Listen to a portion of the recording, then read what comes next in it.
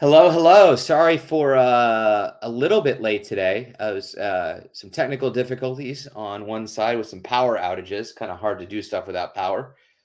Anyway, we'll give people a chance to sign on, come in, get live, and yeah, and all the things. So if you're here, say hi. Let us know you're here, and you can just say your name and where you're from and favorite vegetable. Favorite vegetable. Hey, Grace, good to see you. Hey, Angela. And again, if you're just joining, sorry for the late start time. Some tech difficulties, but we're here, all good. If you're just joining us, we'll get started in just another minute or so. I want to give people an opportunity to come in and sign in. In the meantime, say hello. Let us know where you're from and what's your favorite vegetable, because who doesn't like vegetables? Fried with ranch dressing. I mean, I don't speak from experience. I'm just simply saying. Hey, Dave. Oh yeah, Grace. Got all my traveling logistics done for the Denver conference yesterday. Amazing. I can't wait to meet you in person. That's awesome. Brussels sprouts are good, Katie. I'm down. Katie makes really good Brussels sprouts. You burn the little cabbagey leaves. Hey, George from Texas, my home state. How are you, George? Asparagus is also a solid. I feel like all the veggies we love as adults, we didn't like as kids. Like asparagus and Brussels sprouts, I wouldn't go near. But I also feel like how you make them is completely evolved. And maybe you agree and maybe you disagree. But when I was a kid, it was like, we're going to broil this or steam it and it was mush and nasty. And then I got older, and one day I went to a restaurant, and they're like, have you tried the Brussels sprouts with feta cheese and bacon and lemon juice? I'm like, well, that sounds interesting. Same with asparagus. It's like the game is up, folks. It's a real deal. Awesome, George, doing good. Hey, Eric B. Acorn squash and spaghetti squash are delicious for sure. I'm a broccoli fan. Oh yeah, Katie does put cheese on carrots. She puts Parmesan cheese on carrots and then nukes it in the microwave for like 3 minutes. It's absolutely horrendous. And yeah, I mean, there must be something to it. She's quite brilliant. So maybe I'm just being not open, but oof. Anyway, we're 2 minutes in. Let's get rolling. Please continue to say hello. Let me know where you're from. Hey, Gentil from Brazil. And hi, Mom. Eggplant. You do love eggplant. I feel like there's not a lot of nutritional value in eggplant, but nukes them in the microwave. Love. Yeah, the poor carrots cry, and they're baby carrots at that. They didn't even grow up to be adults. I know. Triggering statement around veggies. Let's get rolling. My name is Ethan Smith. I'm a national advocate for the International OCD Foundation. If you don't know me, that simply means I have OCD, and I clearly won't stop talking about it. We're going on 11 years now. Quickly, some housekeeping. This community conversation is intended to serve as educational. I saw Anna come in with broccoli cauliflower. My first experience with cauliflower mashed potato or cauliflower mash was at Anna's house. She made it in an Instapot, and I don't know if you remember this, but it was quite delicious. This community conversation is intended to serve as educational content and is not intended to replace therapy. For treatment-related questions, please be sure to work with your local provider or contact a local clinician. The National OCD Foundation is not a crisis hotline. It should not be used if you're in distress or feel unsafe. If you're in a crisis or you're ever feeling suicidal or unsafe, please go to your local emergency room, call 911, or call the Suicide Prevention Hotline at 800-273-8255. As always, we want to be respectful and kind of others, create as safe a space as possible. This is being broadcast on various social platforms. Chelsea Clifton, this is being broadcast on various social platforms. So keep that in mind as you ask questions and leave comments. Again, we will always want to be respectful and support one another. I'm here for you. You're here for me. But keep in mind that it is a public forum as well. With all of that, we have topics tonight, but we don't necessarily have to go to topics. As always, I like to say, how are you doing?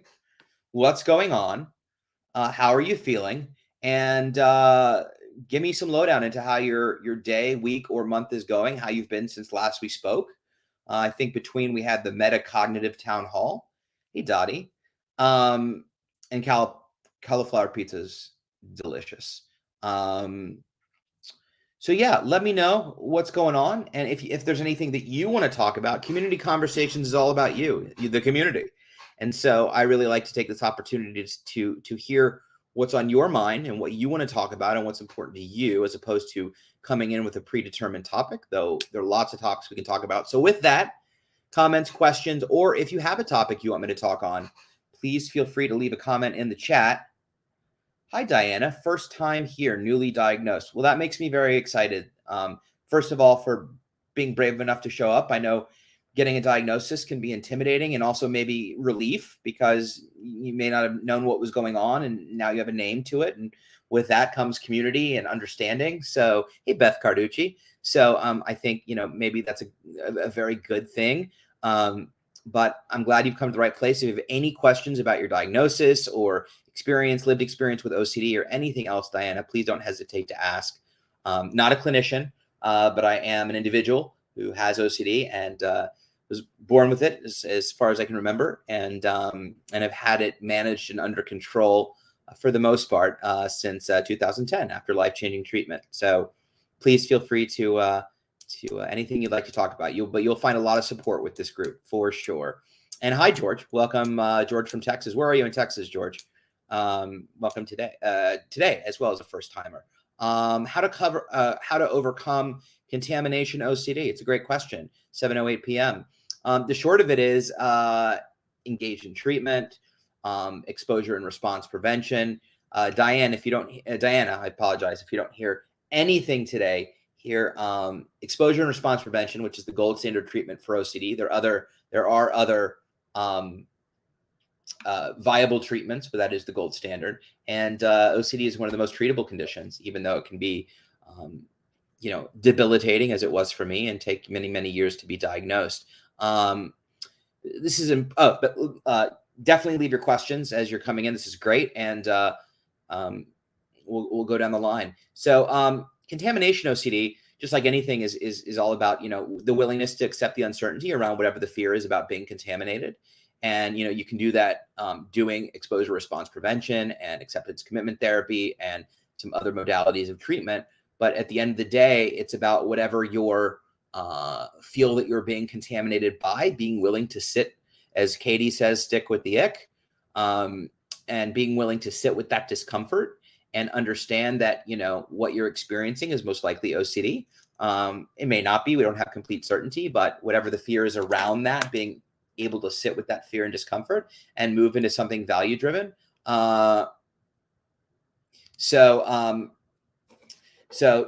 that in and of itself, and that goes for any subtype or symptom, which is why ERP and other modalities of treatment is so effective with OCD, is that as your symptoms morph and shift. But Yvonne, if you want to give me something more specific, maybe as it relates to you or someone about contamination, perhaps I can give you some more detailed insight into how to approach it. Diana, at 7:09 p.m., I have found as a senior citizen, 65, it has been very difficult to find help at reasonable costs. That is a great observation. So I'll tell you a couple things, Diana. First of all, I think everybody here will say that it is really hard to find help at reasonable costs at any age. That is why we advocate. That is why we are here to destigmatize and educate and advocate and try to bring effective, affordable, and accessible care to everyone, because getting better, access to treatment should not be a privilege. It should be that word that I can't think of. We should not be the exception for getting better. It should be the norm. With that being said, Diana, depending on where you are, there are a number of resources that you can reach out to. This is a great conversation to have. I give out my email at the end, and I'm happy to go over some options. But first of all, you can try the IOCDF.org resource page. They have a number of clinicians on that resource page that you can reach out to. Because of COVID, almost every therapist I know will do virtual, so you don't have to stick to your exact area. You can go really anywhere in the state, as long as they're licensed in that state. Some states offer licensure in other states, so you have some flexibility there. You can always ask if they take insurance. For the most part, you won't find somebody that specializes in proper OCD treatment on your regular insurance plan. That doesn't mean that, and I don't know in terms of Medicare what your situation is in insurance, if they offer out-of-pocket But you can ask therapists that don't take your insurance for a super bill. And in many cases, if you have an insurance plan that does reimburse out of pocket, not out of pocket, out of network, then you can get some, if not all, out of network reimbursed. You can also advocate for sliding scales, let people know or let individuals know. Sometimes also working with a postdoc as opposed to a licensed therapist, somebody that's an intern, will charge them a much lower rate. There are a few ways to approach it and try to access treatment. But yes, for the most part, it is hard to find. It isn't expensive, and we're working hard at that. But Diana, if that helped give you some ideas, ask more questions, and I'll give out my email at the end if you want to go down some more ideas. Also, Diana, and a couple folks that are new here and newly diagnosed as well, Skyla, if you can find the article on good questions to ask an ERP therapist or a new clinician, if you're interested, you have to advocate for yourself. And there are certain questions that we like to ask before engaging with a clinician. There's a great article that was written. It's on the IOCDF website. It's all about questions that you should ask a therapist before engaging them as it relates to OCD. So we'll try to find that article and post it for you as well. Diana, welcome, welcome, welcome. Yes, Grace.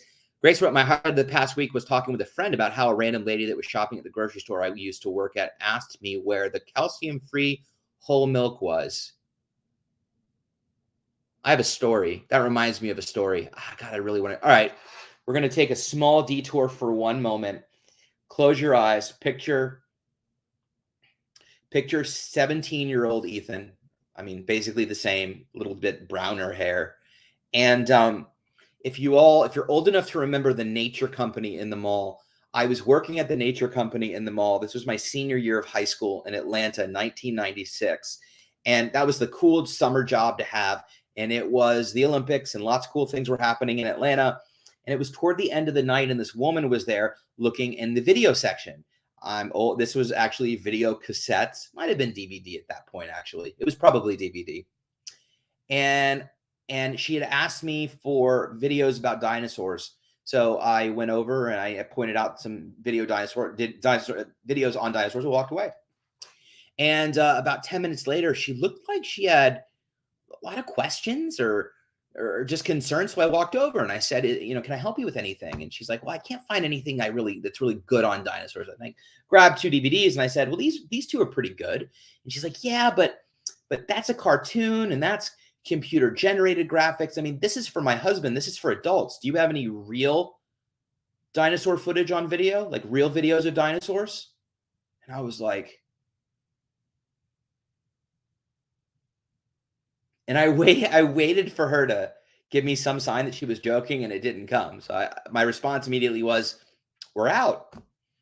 And I sent her to the Learning Smith down the way. And turns out they didn't have real dinosaur footage either. But there you go. That's the tangent you sent me on, Grace. It's along the same lines, right? Like whole milk without calcium, videos with real dinosaurs. You can see the connection. Totally makes sense. Hopefully you enjoyed that story as much as I enjoyed telling it.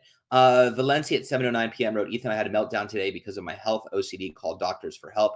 They made me feel like I was crazy, so tired of not being taken seriously. I get that, Valencia. So I will tell you, I will share a story with you. Not the same story. You're probably like, no more stories, Ethan. I will share a story with you.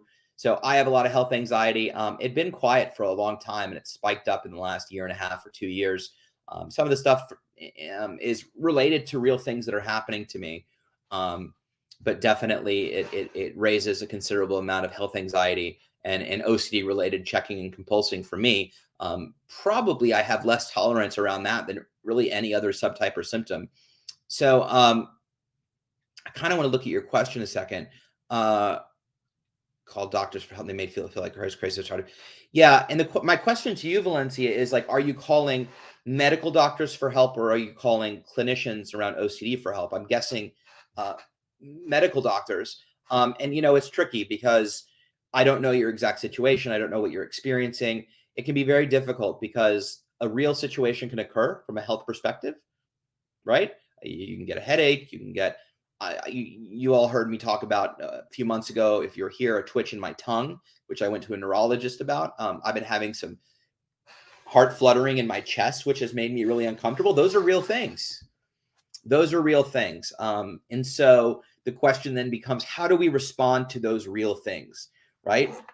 Because those real things are happening, it's very easy to justify a response that is, or wanting multiple responses that give you some sort of certainty, because it feels like your health is on the line, or maybe your health is on the line, right?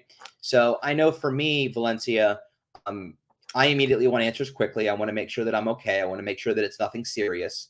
And I'm pretty good with sitting with it for the first like 4 or 5 days. But at a certain point, my brain goes, okay, if this was nothing, it would have gone away by now. So this must mean it's something. So I better look into it.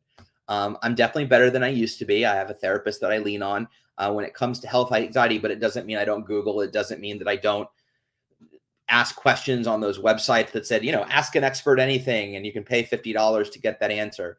The question, Valencia, we really have to ask ourselves is, what are they not, or what are they taking seriously, in the sense that, they're looking at it from a health perspective. And if during an OCD attack, if you will, when you're struggling with OCD almost in a panic state, your insight and objectivity significantly drops to where it's really hard to determine what's OCD and what isn't. So in the moment, it can very much feel like an emergency. It can very much feel like panic. It can very much feel like whatever is going on is the most important thing. And that's valid. Nobody's questioning feelings. Nobody's questioning how you're feeling or invalidating your feelings. But the real question becomes, is it an emergency? Is it something that needs to be addressed this minute? Is it something that can be addressed tomorrow? And so forth. So it's trying to look at things objectively and insightfully, and how to approach it from a non-OCD perspective, right? So for me, the chest fluttering thing, which is the current thing that I've been dealing with, gives me a lot of anxiety. It happens at night. It's the only time I feel it. And it records it on my watch. And I go, oh my gosh, something's wrong with my heart. I kind of have to check in with myself and go, is this an emergency? Is this a heart attack? And as much as I want to seek instant gratification, that instant reassurance, I don't go to the ER, because I know I can check in and be like, no, this is an emergency. I've had emergencies. And in those emergencies, this is one good way to tease out OCD from not OCD is, I don't know if you've had an emergency, any of you, but you've just known. If you've broken a bone, if you've torn something, if you've had appendicitis, you didn't go, maybe I'm wrong, but you didn't go, maybe I broke that, but you're like, the bone sticking out. It's very clear that something's wrong, and you don't even question your trip to the emergency room or your call. So really, it's up to willingness to sit with discomfort while you get answers in an appropriate amount of time, while you do your due diligence, but not based around anxiety, based around value. So after 2 weeks of having heart flutters, is it value driven for me to check in with a doctor? Sure. Is it value driven of me to Google everything I possibly can to narrow down you don't want to play Dr. Google. Now, that doesn't mean I didn't Google, but it's still not the right thing to do. So you eventually catch yourself and stop that. Is it right to take an ECG on my Apple Watch 20 times in a night? That's very OCD, right? I don't want to do that. That's a compulsion. I'm seeking reassurance. Is it okay to maybe do it once and go, oh, that's a little weird, let me check into that? Sure, that's valid. So everything is about balance, but ultimately, you need to try to determine how to address whatever the health issue is. If it's a valid health issue, in a really healthy way, call a doctor, wait for the answer, as opposed to calling multiple times to get the answer. And I know that's so hard to do. I really struggle with that. I struggle with a blood test. I get a blood test, I want to know right away. I have panic, I have anxiety, waiting for that call to say, yep, your blood work is normal, or this is off, or that is off. In my mind, I am catastrophizing every scenario. And Katie or my mother can tell you, I hate physicals, because I'm convinced I'm going to go and they're going to find something, and on and on and on and on. So A, you're not alone. B, you're not crazy. It's called OCD. It is a mental health condition. It is a disorder, a disease, not a decision. And, we just have to be cognizant of being how we're being taken seriously. And I think, you should, obviously, the OCD, the anxiety, and anything else you're struggling with from a mental health perspective, it's not a joke. It is definitely serious, and then also how to approach a physical condition if there's something going on. And then it can all get confusing and teased out. So I feel you. Candidly, I have no idea if that made sense because I'm tired, as I always say at the end of a Tuesday. But I relate and I understand. And I would just tell you, Valencia, to have lots of self-compassion with yourself. You're navigating this the very best that you can. Try to lean on skills and tools if you have them. If you don't, we can help you access treatment or give you ideas you've been on before. And then from there, try to make the best decisions that you can. Lots of self-care, lots of self-love, lots of self-compassion, and just and try to embrace the discomfort of what's going on while you seek answers if it's valid to, so yeah, that's sort of it. I'll get on to some other questions, but hopefully, Valencia, that helped. Julia would love to talk about ERP. I just started therapy and I feel like I can't even manage the smallest goals in my fight against health anxiety, OCD. Has anyone been in the same boat? Great question, Julia. Sorry, I was just reading down. Hey, Chad Talley, good to see you. I gotta plug. I want to plug Chad's podcast because it's really awesome. It's the Rad Movement. I was on his podcast. It's Chad is a pleasure, and his buddy Robbie. Anyway, we'll get to Chad. It's interesting that health anxiety is coming up a lot today because health anxiety has been sort of on my mind, as you've heard, but I'm always happy to be open and honest about what's going on in my life. So, first of all, again, health anxiety is tricky because it can be very much rooted in reality. And lots of OCD subtypes and symptoms can be, number one. Number two is, we can also, our brains are very powerful and we can bring on symptomatology or physiological, psychosomatic and physiological symptomatology just by worrying. As a kid, I was deathly afraid of throwing up. What happens when I worried? I got nauseous. I was in high school, was afraid I had a brain tumor. What happened when I worried? I got a headache and got dizzy. Google brain tumor. What comes up? Headache and dizziness, right? Everything starts to get mumbled and jumbled and collide, and it just gets really upsetting and confusing. In terms of ERP, the first thing we have to have is lots of self-compassion and patience. ERP is not fun. For those of you that are new here, exposure response prevention is the gold standard of treatment. The gist of it in its simplest term is you're exposed to whatever your fear is in that moment, that subtype, that symptom, and then you are prevented from engaging whatever compulsion you've been engaging in to reduce that anxiety. You are encouraged to sit with the discomfort and not compulse in an effort to let the anxiety curve to a point where it drops to a normalized level. And then you repeat it.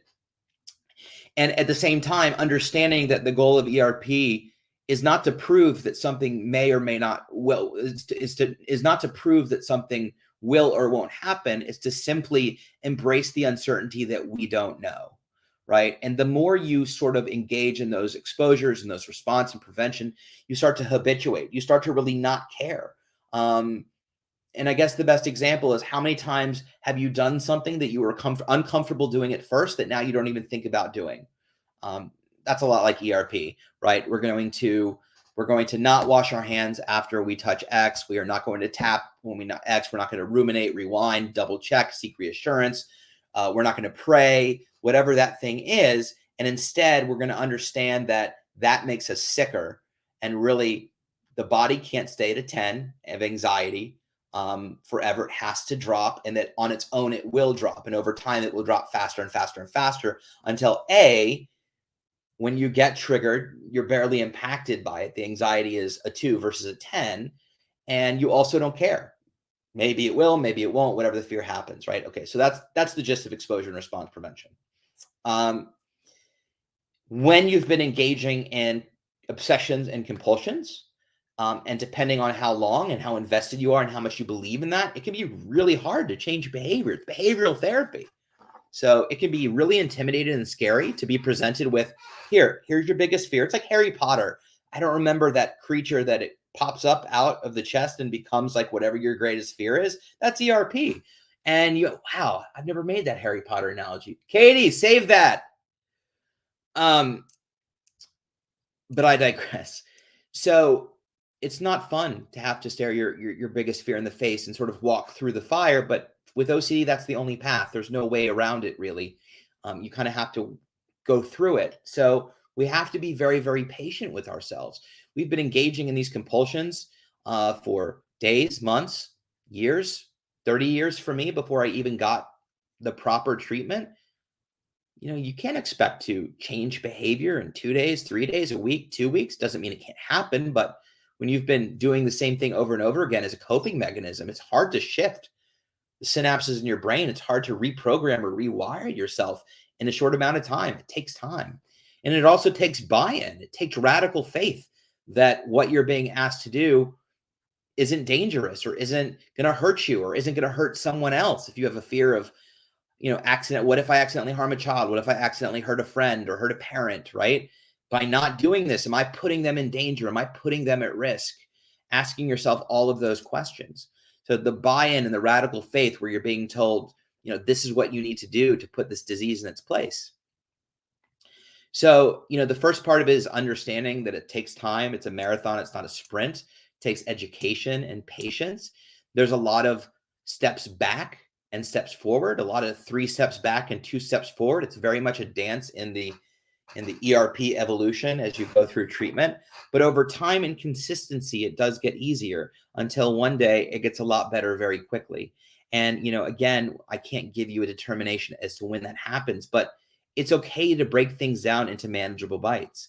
It's okay if the goals that you're currently being asked to do feel too overwhelming and you need to break it down even smaller. If the tiniest goals feel too overwhelming and you get so triggered, it's hard to engage in exposure response prevention. You might want to look into DBT, dialectical behavioral therapy, which works on the emotional regulation.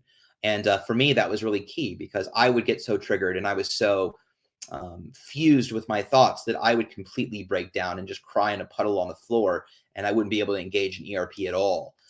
So that was really helpful in getting me to a place where my emotions became more regulated. So it doesn't mean that I wasn't anxious or wasn't upset, but I could at least stay in a place where I would engage in treatment.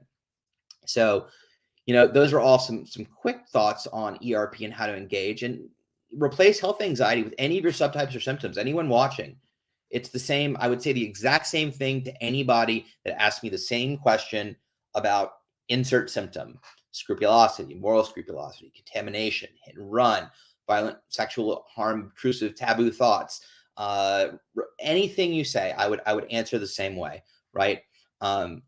But give yourself a lot of patience and give yourself a lot of compassion, and a lot of trust is required on behalf of us and the therapist.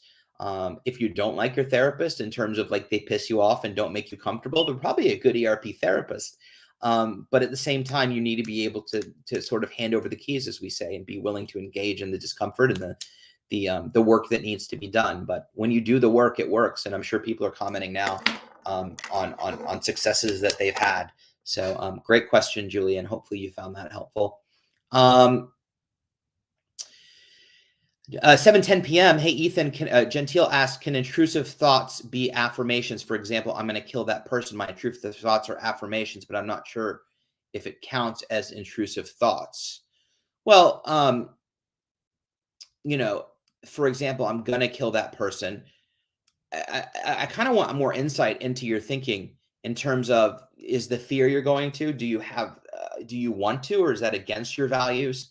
And, an affirmation, I mean, yes, but typically affirmations are seen in the positive, like, what are positive affirmations that I can say to help me get through something?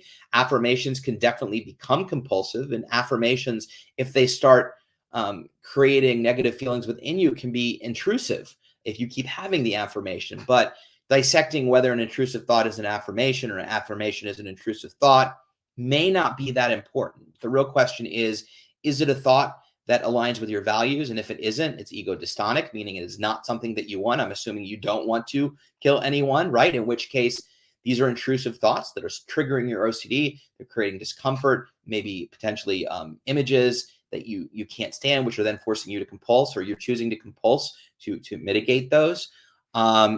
So, when you're in the midst of treatment and therapy and dealing with your OCD, I would treat it all as obsessions and intrusive thoughts and compulsions. And just kind of like, I always say, I think we can get stuck on this idea of what is and what isn't. OCD, thoughts, are they intrusive? Are they not? Are they affirmations? Are they not? And when you're really in the midst of it, I personally, what worked for me really well was to just assume everything was, um, you know, and live with the consequences if it wasn't. But generally, if it smells like OCD and it looks like OCD and it sounds like OCD, even just a little bit, it's most likely OCD. So I would operate from that perspective, and hopefully that's helpful. But please feel free to elaborate, and I'll get into it more when we get down to it for sure.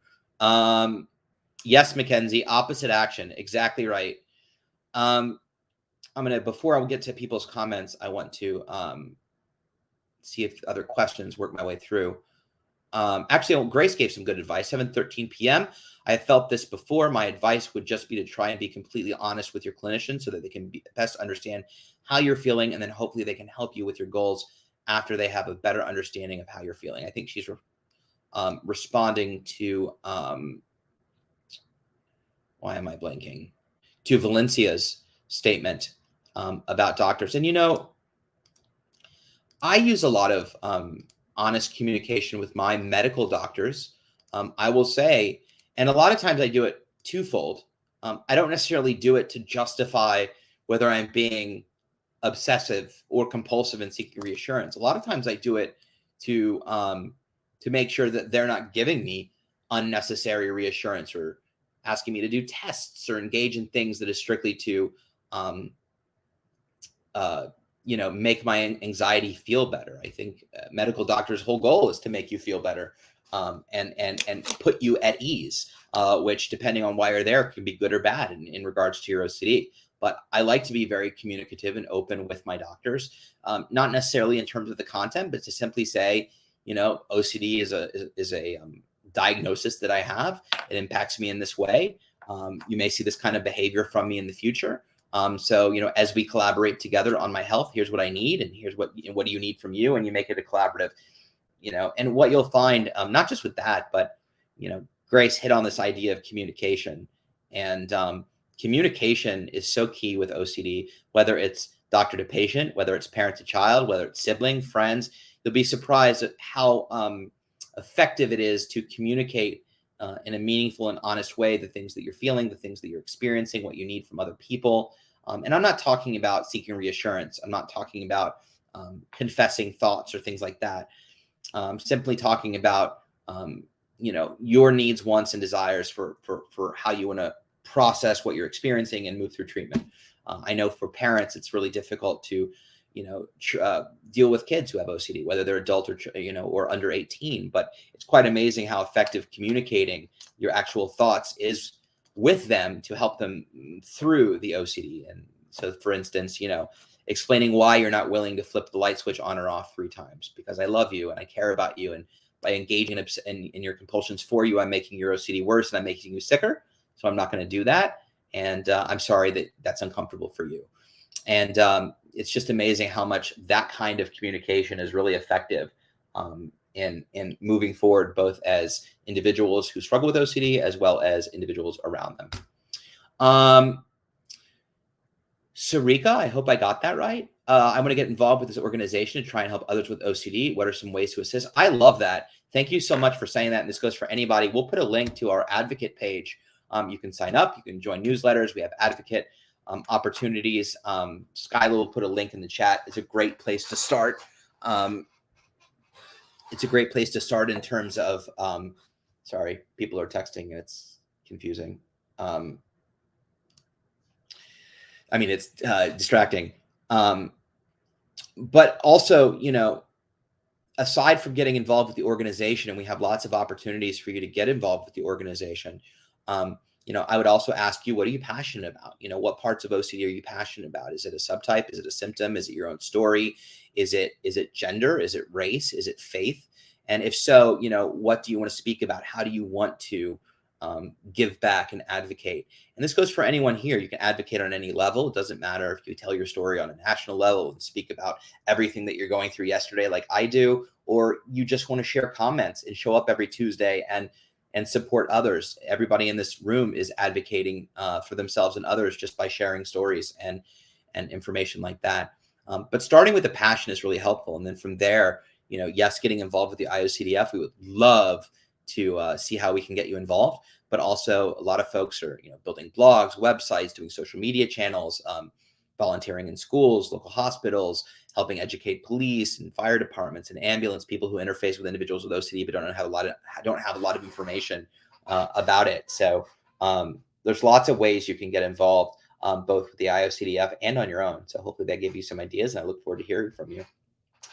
Thank you, Katie, for putting the resource directory. Well, that's a great point. There's an IOCDF conference coming up for starters, and you can find out more about OCD advocacy work on the IOCDF website. Grace is doing my job for me much earlier than I get to it, and I greatly appreciate that. Thank you, Grace. And thank you, Skyla. She posted the link to finding how to find the right therapist for OCD. So thank you for finding that. Jeff wrote overthinking today. We got an extension on our taxes, but still need to work on them. And that makes me wig a bit. Well, first of all, Jim, I would argue that taxes make anyone wig a bit. So give yourself a little bit of compassion.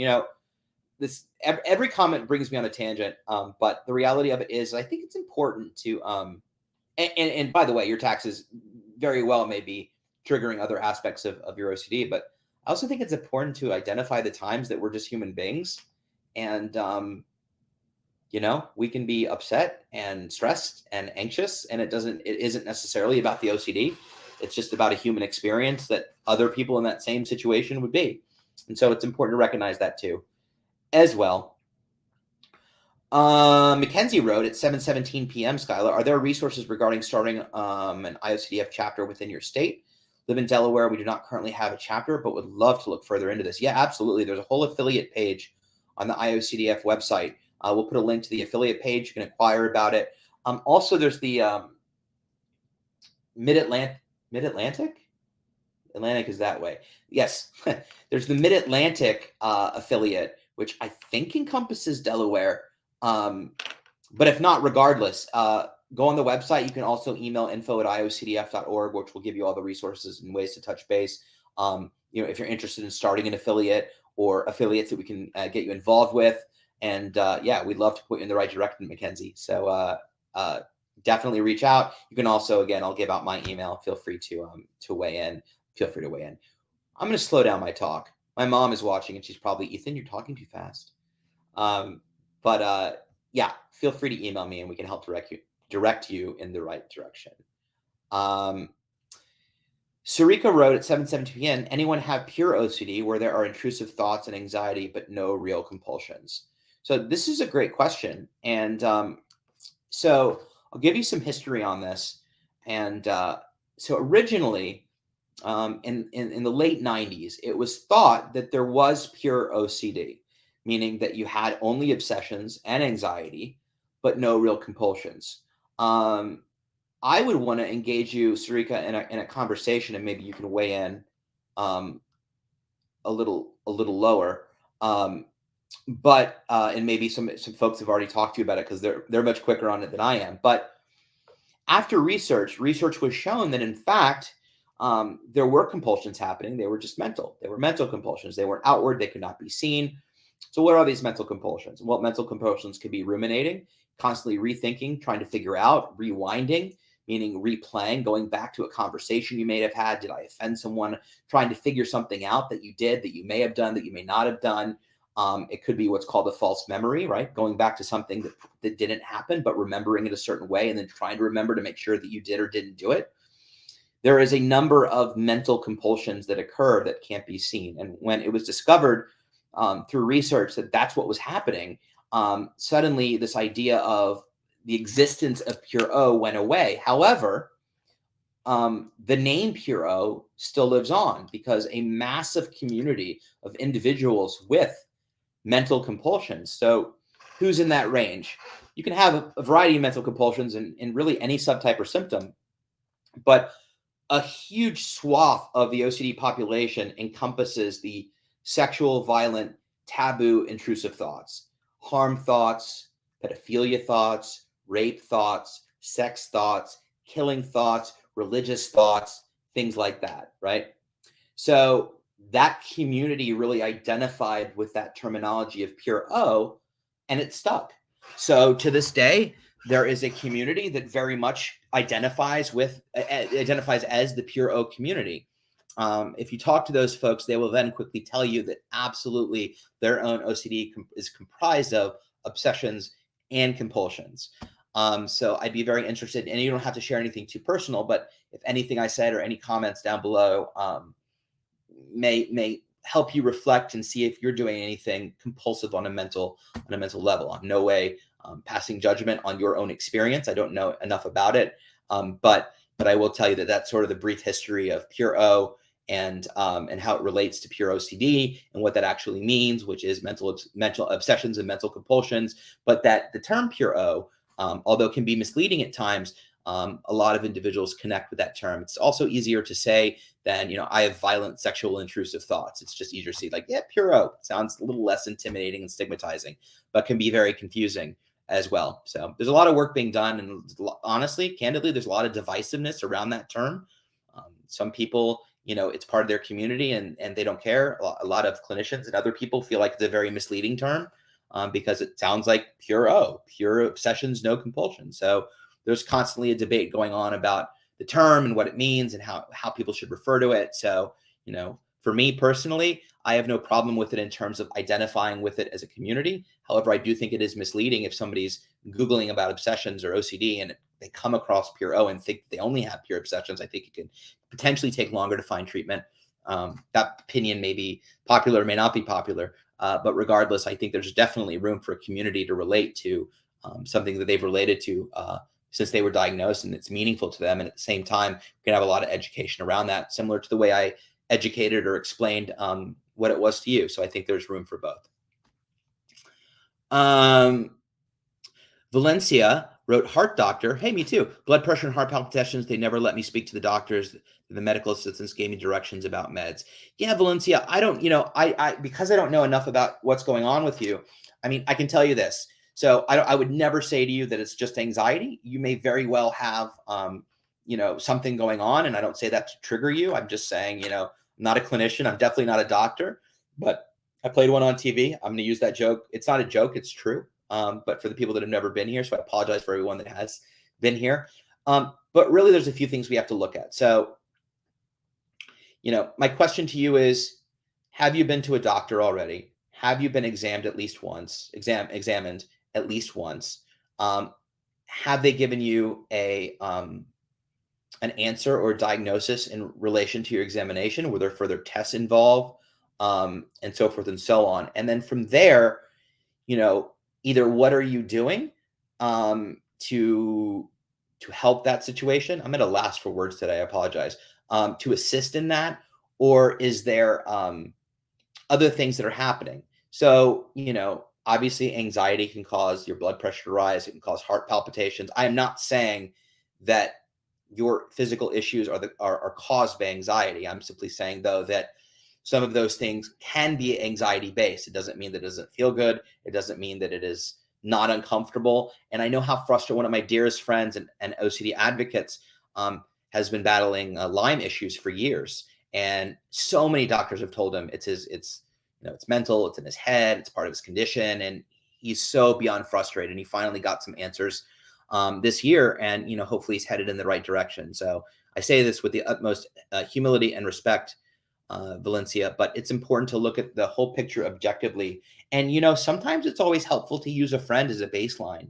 If you're having trouble seeing potentially what's healthy, what isn't, if you need to make an appointment, going to your primary doctor and experiencing some stuff, and he checks you out, and maybe you see a cardiologist on top of that, maybe not. The cardiologist checks you out, and then you have some answers, and maybe you sit with those answers for a while. It can be intimidating, it can be hard, or OCD can cycle through a number of issues. What if they were wrong? What if they don't know? What if they missed something? I know 20 people that got misdiagnosed by a bunch of doctors or missed something, and then all those things happen for real, and are part of OCD. What we have to look at is what's interfering with our life most right now. And again, Valencia, I'm not at all speaking to your personal experience with what you're experiencing physically, but for everyone, and specifically as it relates to me, with with OCD and health anxiety, what is interfering with your life more? Are you spending all your time reaching out to doctors, connecting with doctors, Googling, seeking questions, seeking answers, getting second opinions, third opinions, fourth opinions, and all of that? Is that taking up the majority of your time? And if it is that the way you want to be spending your time? Usually that's a sign that there's definitely some OCD and anxiety involved. Doesn't have to be black or white. Doesn't mean there isn't something physical going on. But can you do both? Can you go get a test? Can you go to the doctor and then sit with and move toward your values? As somebody said, opposite action, which is moving toward your values, even though you feel irresponsible doing so, even though you feel like you should pay attention to something that is going on. And if you don't, it would be irresponsible. So, I think they're all things to consider. It isn't black or white, but our thinking is very black and white. OCD thinking is very black and white and very rigid, and we want answers right away, and we want all of those things. So, as it relates to health anxiety, Valencia, I will tell you this, and some of you heard the story, but super, super long story, as short as possible. Had an issue with my tongue. It was a real thing. My tongue was twitching. It was super strange. It lasted for a couple weeks, 2-3 weeks. It was interfering with things. And I Googled it once and it said the worst things possible. So of course I panicked, freaked out, had anxiety. I talked about this at length on live stream, so I won't go into it, but it was my first health anxiety kind of derailment in a very long time. And after going to a neurologist, I went to a neurologist, took me a month to get an appointment. During that month, it went away and it didn't come back. And I went to the neurologist. The neurologist said, I don't think it's anything. He was also a tool, by the way. So Valencia, I also get it. So many doctors are assholes now. Apologies to any doctors who are on here. Just don't be an asshole. But he said, I don't think it's anything, but that's super unusual. And I've never seen anything like it. And I want you to have an MRI of your brain. And if you know my story, a lot of my compulsions revolved around head, brain, and getting CAT scans and MRIs multiple times. So I knew that opening that Pandora's box was dangerous for my mental health. Now, if it's medically necessary, I would do it, but I didn't know. Was he reassuring me? Was he not reassuring me? Oh, there's a cat. Say hi, Callie. Whoops. Say hi, little girl. Okay, she can go back to sleep. Was it medically necessary? Was it not? Was he just making me feel better? So the only thing I wanted to do was assess whether that was something important to him or not. And I consulted 3 people that I trusted: cardiologist, a neurologist, and my therapist and my psychiatrist, who all know me very well. And it was determined that he was probably covering his ass. Yes, this thing was really happening and causing me a great deal of anxiety. And but the ramifications of me getting the MRI were potentially worse than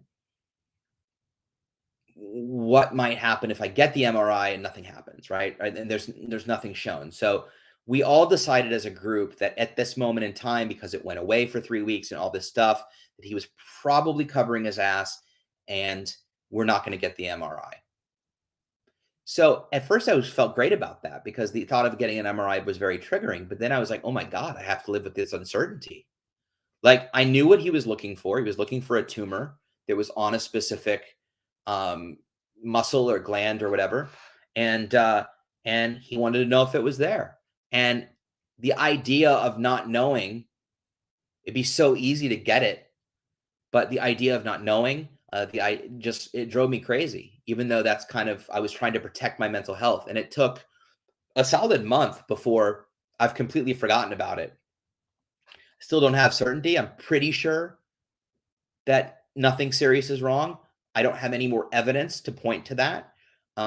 It hasn't come back. Occasionally it feels weird, but we deduced it was probably stress. The moral of the story is, sometimes we have to choose things that aren't as clear, but we're still making educated guesses and smart decisions with the help of professionals and others that are in favor of our mental health. So could there be something there? Yes. Is there? Probably not. Do I have certainty? No. Am I now willing to sit with the uncertainty completely and move forward with my life until more facts present themselves to make me head in a direction to further investigate? Yes. So hopefully you can relate to that in some way. Let's see here. Grace, I see your question. I want to go and see if there's anybody has any other questions. Oh, my comments just adjusted. I hate when they do that. So sorry. Comments adjust and I lose my place. Yay, super fun. Okay, back where we started here. Carol, real quick, 7:24 p.m. The conference will not be accessible online. However, there is an online conference this year. October, I think. So the live conference will not be accessible online. However, there will also be November. Thank you, Skyla. However, there will be an online conference as well in November where there'll be tons of amazing talks and they're all interrelated. So a lot of, when you want to speak at a conference, you submit a subject on a panel, support group, whatever. And what they did was they did their submissions for both the online conference and the in-person conference at the same time. And they chose some for the in-person and some for online. So if you can't make it out to Denver, you'll have lots of opportunity to join a plethora of online conferences, including the online OCD online conference, the IOCDF online conference in November. Let's see here. Great comments, you guys. Thank you so much for all your support of everyone. And this is so important for those that are just here for the first time or just starting ERP. Beth Carducci's comment at 7:27 p.m. ERPs do get easier with time. It's not easy, though, and some days are harder than others. I talk back to my OCD. I hear you, whatever. And then I do what I want. Stick with the ick. Beth is famous in this group.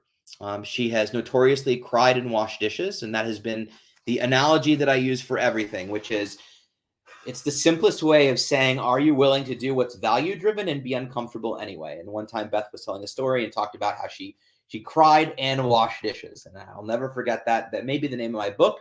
She'll get 20%. But regardless, this idea of being willing to be uncomfortable, being willing to not be perfect, being willing to feel crappy, but still do what's important to us, to cry, but still wash the dishes. And that can mean be anxious and go to work. That can mean be upset or sad and go to the gym. That can mean, be miserable and take care of your kids and try to be there in the moment and be present. It can mean a variety of things, but I love that. Hey, Beth, good to see you. It was Bogart. Thank you, Grace. I look like Mark Ruffalo. You are not the first one to say that, and I greatly appreciate that. I'd like to think I'm slightly better looking, but we can go with thank you, Elaine. Still looking for some questions. You're sweet, Jane. Thank you. Jane wrote, we greatly appreciate, we're so fortunate to have your support at 7:36 p.m.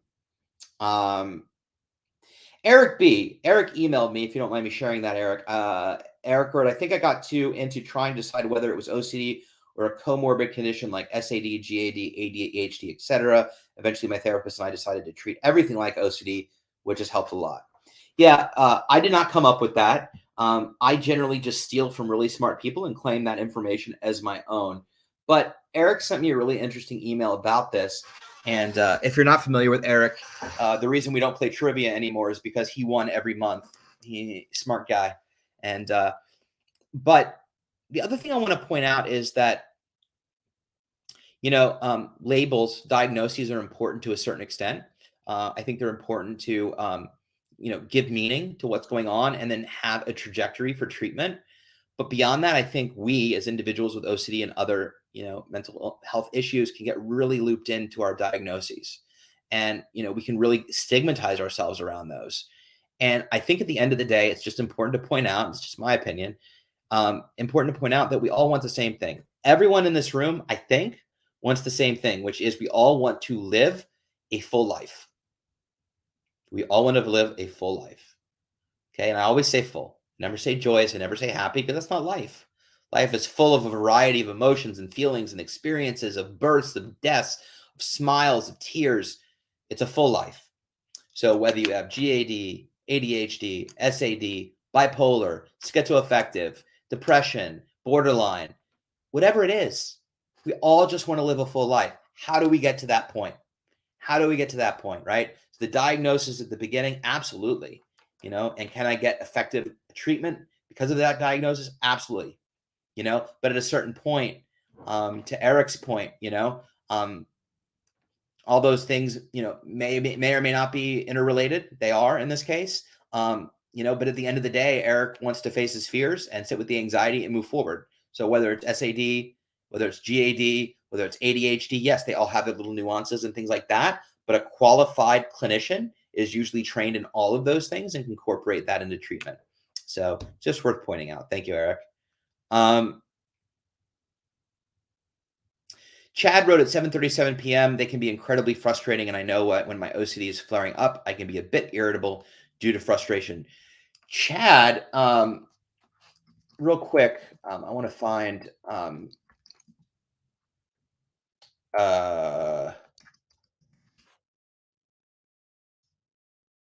Chad Talley has an awesome podcast. I think they feature different things. It's with Robbie Rapole, who is a tattoo artist. They're both tattoo piercing. Chad, if you want to put in the comment a link or something, but they had me and did a special on OCD. God, was it a year ago? Some of the most fun I've ever had being interviewed on a podcast. Just real, authentic. Chad himself has OCD. His partner, Robbie, is an amputee, has an amazing story. They're both really inspiring and super cool dudes. So Chad, please feel free to put your link if you're still here. If not, I'll put it later. I swear it was called the RAD movement. I don't know why I'm drawing a blank because I'm tired today. Pretty sure it was the RAD movement. But anyway, Chad, great to see you. Give him a like on Facebook or Instagram. He's a cool guy. We'll go a few more minutes over just because we were late getting started. So let me try to get to a couple more questions. Elaine at 7:38 p.m. says, what do you do to treat someone whose OCD tricks them into doing a bad thing, like not taking a dog to the vet in time and the dog dies? What if there's a legit fear of nervous breakdowns? So that makes a lot of sense. I'm going to read your question over again. What do you do to treat someone when OCD tricks them into doing a bad thing, like not taking a dog to the vet in time and the dog dies? What if there is a legit fear of nervous breakdowns? The first example is awful, but I don't know if it happened to you or not. A legit fear of nervous breakdowns, I think that's everybody's fear, and this is totally relatable, Elaine. I think I definitely was afraid I was going to go crazy. I definitely afraid I was going to do bad things. I was definitely afraid that my OCD or compulsions would lead me to potentially hurt myself or hurt others. Not necessarily physically, but just even emotionally or as a friend or so forth. Assuming that you have a legit diagnosis of OCD and there aren't other things at play, I think at the end of the day, we have to embrace the uncertainty at the grave risk of something bad happening, because the likelihood of that happening is small. I'm not going to give you certainty that it won't happen, but what if I'm not going to get the MRI? What happens there? What if my OCD is tricking me into not getting it because it's convinced that if I get it, I will get triggered and I'll get PTSD and it'll make me sicker mentally. So I'm going to decide not to and maybe avoid things. What if OCD can get so tricky? And at the end of the day, just like embracing the uncertainty, all we can do is the best we can. And we have to be willing to do treatment and approach OCD imperfectly, because it's not perfect and we have to be willing to make mistakes. So, so I think that the treatment of OCD is the same. It's exposure response prevention. It doesn't matter what the stakes feel like. It doesn't matter whether it's like my fear. What if I was going to accidentally kill myself? Or, what if I'm afraid I left the sink on and my house is going to flood? Or what if I get a bad grade on that test? We have to be willing to let the big fears be plausible in order to move through the fire. It's a really, really, really hard thing to do. And it sounds really, really scary. But putting your faith in that clinician, putting your trust in the treatment, reading the comments where people talk about, yeah, it works. It's scary, but it works. It works. And I've made gains, and I've come a long way from where I was. Taking that to heart and taking comfort in those comments is really. So I remember I was at the conference in 2010, it was an exposure for me to go to the conference because I was afraid of leaving my parents. And I went to the conference, and I mostly spent all my time in the room. But I remember I went to one of the talks because one of the big psychiatrists was speaking, and I wanted answers. And so I went, and I walk up to the mic, and I was nervous. And I mean, this is before I went to residential. I was really, really sick. And I was convinced that I was psychotic, that I didn't have OCD and that I was psychotic. So I went up to the mic, and for those of you who know Dr. Janicki, amazing therapist and man, a psychiatrist and man, he founded the OCDI. He's on the board of directors of the IOCDF. I went up to the mic and I said, Dr. Janicki, how do you know the difference between OCD and psychosis? And he looked at me and he goes, you're psychotic. Next. Yeah, it put me in bed for it put me in bed for 2 days. Like, I didn't see the light of the conference until it was time to leave. But this whole idea of like, we have to be willing to let the fear be there in order to, he wasn't going to give me that reassurance. He wasn't going to give me that break. It seemed super mean. It probably was a little mean. But it's just whole idea of letting the scary stuff be there in order to get better. With that, sorry if I didn't get to your questions. Yes, perfect. Oh, and thank you, Chad. 8 p.m., Chad put the link to our podcast, which was great.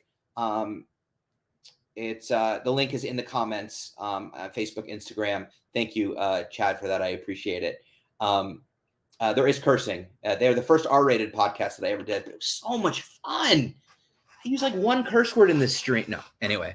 So if I didn't get to your comments or questions, I'm going to give out my email at the end. So stay tuned, and I sincerely apologize for that. But I thought this was a great conversation. Hopefully, you learned a little something. Thank you, Skyla. I appreciate it. So some quick announcements. Let me answer that, Elaine. So what Dr. Janicki said was mean, but he wasn't wrong either. So, Elaine, so I will tell you, to your point, OCD can be tricky, and I apologize for going a little bit over. I have a friend who, in the OCD community, who, and maybe you can relate to this, Elaine, who cuts and has attempted suicide. Her fear is, what if she accidentally kills herself? What if she accidentally attempts suicide and complete suicide? That has become an OCD fear. So what happens? What do you do when that's an OCD fear, but there's also a history of the actual thing happening? So to your point, right, you're afraid of having a nervous breakdown, but you've also had one, and that's legit. And potentially that might be where your fear comes from. I mean, in a much smaller level, like, I had food poisoning and now I have a fear of food poisoning. So I think a lot of times they come from real events, but in respecting what we're talking about, I think those two relate, right? Well, the treatment for this individual is the same. It's taking the risk. We're not going to put you in a hospital. We're not going to take sharp things away from you. We're not going to have someone stay over to watch you. You have to live life and do your thing and trust that your skills and tools are going to be enough. And yes, you did. That one time you did attempt, but it's a different time. It's a different period. You have different skills. You have different tools. You have different support system. You're in a different place in your life. And so we're going to do what treatment dictates to do. And we're going to move forward with the possibility that you may, with the expectation that you won't, and move forward. Now, again, Elaine, legit fears for sure. And so many fears, OCD fears, are rooted in real event OCD or something that actually happened, a car accident. I mean, my fear of hitting in my head came from hitting my head, and yeah, you have loads of tools, which is awesome. So the fear is legit in the sense that it happened, but the question becomes, is it going to happen again, is less relevant than how much of you are you spending in your life worrying and not engaging in treatment because of the fear that it may happen. And is it worth potentially risking the possibility that you may have a nervous breakdown in an effort to regain your life? And that's a decision you should make with a professional and a clinician in your team. But that's the whole idea. So just because something happened in your life doesn't mean that we shouldn't face it and do exposures and response against it. Because at the end of the day, our OCD is going to sideline us long before whatever that thing happened may happen again or not, right? So we still have to approach it the same way. I hope you relate to that, Elaine. So some quick housekeeping, and thank you, Deirdre, for your kind words. I really appreciate that. Actually, Anne, a podcast of the stream, great idea. These are all recorded. You can visit Facebook or YouTube. I'll give a link. They're all there. You can listen to them in the car. I mean, you won't see my face, and that really is like the whole reason everybody shows up is the eye candy. But you can also listen. Feel free. And yes, maybe we'll do some podcasts. And Elaine, I'm so glad that helped. And I think you're very strong and brave for asking that question. But this is a safe space. We're here to support each other, and I get just as much from you all as you get from us, or you get from me. So thank you. All right. Sorry, Skyla. She's holding on. So thank you to the IOCDF and Skylar behind the scenes for keeping the lights on. Some quick announcements. Tomorrow, I don't know. I don't think Liz is going to be on, but you can join Liz and Chris Tronsna for a brand new Ask the Experts live stream at 12 p.m. Eastern. Submit questions ahead of time on social media or online at iocdf.org/peace of mind. Okay. Also, you heard me talk about it quickly. Registration is open for the 27th annual OCD conference taking place in Denver this July. Super, super excited event. Special event for this special event is for the entire OCD and related disorders community, individuals, families, supporters, therapists, researchers. Everyone is there. It's amazing opportunity to just be in a community and have support for 3 days of learning and friendship and engagement and good food and all that stuff. You can learn more at iocdf.org/OCDCon. And finally, you can see the entire schedule of future streams at iocdf.org/peace of mind. And yeah, we'll put a link to the conference sign up if you want to check out more.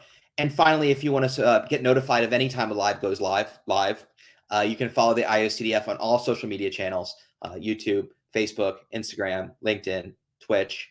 I don't think we're on Pinterest yet, but we should be. Finally, you can always visit the IOCDF at iocdf.org and email them at info@iocdf.org. Last but not least, I always give out my email. I alone check this email. This is confidential. It stays between us. If you have questions, comments, topic ideas, if you disagree with something, it's always a conversation, respectful, honest, and compassionate between me. You can reach me at justethan@iocdf.org. Shoot me an email there. If you've emailed me in the last 2 weeks, I am so, Elaine, I love you.